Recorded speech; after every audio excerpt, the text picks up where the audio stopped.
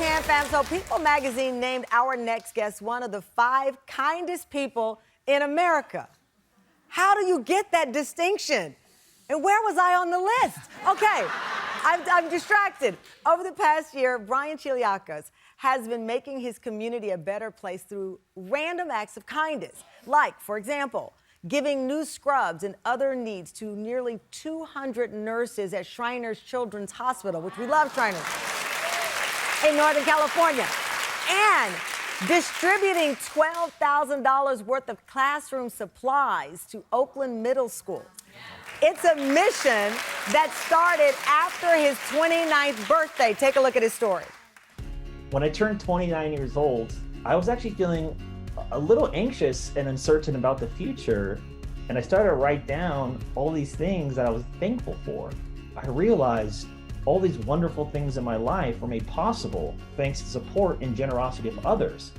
That I wanted to take my gratitude and put it into action by doing acts of kindness in my community. I set out to do 30 acts before turning 30. Now it's kind of shifted a little bit to do 30 acts to celebrate turning 30. Kindness doesn't have a cap to it. I'm gonna keep going. It's not gonna stop at 30.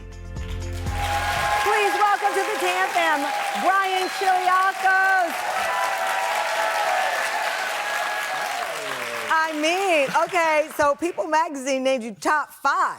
Looks like you're going for number 1 now. Yeah, I think I was third on the list, so I'm finding my way to the top. You're finding your way to the top. Well, you're already on the top as far as I'm concerned. Take me with 29 years old. Yes. I mean, that's young to be having such a deep reflection on life. You're supposed to be, I don't know, booking a trip to Cancun.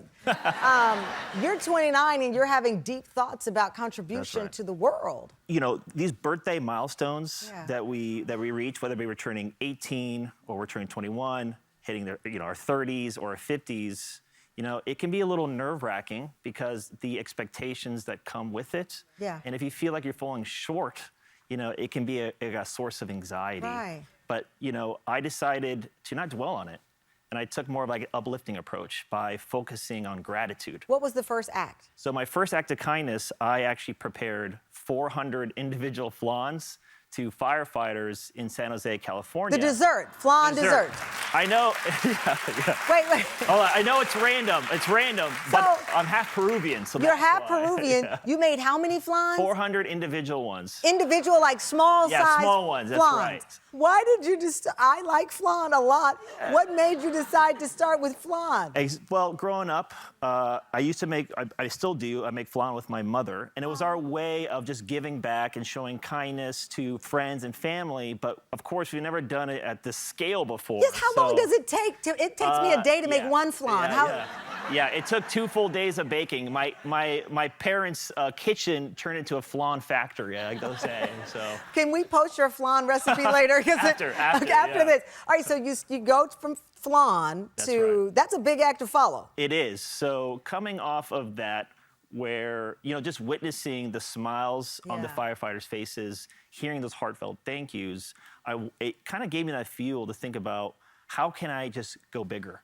And I decided that I wanted to give to teachers, specifically middle school teachers in Oakland, because around that time, the school district was going through some unique challenges, and they were in need of supplies. So I thought, this would be a perfect opportunity to give them what they needed. Now, as you can imagine, giving to 5 middle schools with 150 middle school teachers was going to be really challenging. Right. But I didn't let that stop me. How do you come up with the resources for these? When you have a burning desire to want to give, doors are going to open and resources are going to come. So after, I would say sending like hundreds of emails and having these meetings with different brands, I was able to raise about $12,000 worth of supplies. Wow. Yeah, and give to 150 middle school teachers.